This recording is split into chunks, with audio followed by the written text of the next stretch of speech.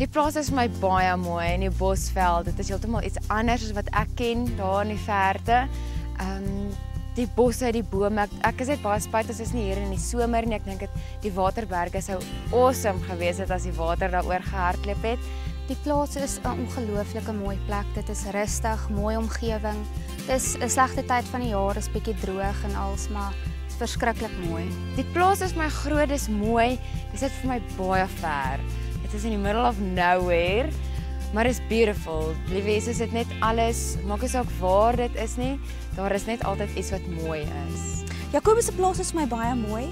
Die berge, die waterberge is stunning, die omgewing is baie anders as waar ek gewoond is in die Oos-Kaap, die stadslewe. Die ooptes is vir my baie lekker, die vrede hier. Dit is so stil, dit is wonderlik. Dit wat ons so ver gesien het van sy boerdery, mens kan sien hy's baie trots op dit wat hy doen en hy het baie passie daarvoor. Dit is vir my lekker om dit in hom te sien, dit is vir my lekker om dit in 'n man te sien. Dit is vir my mooi hier. Ek dink ek sal kan aanpas teen die einde van die dag sou dinge so uitwerk.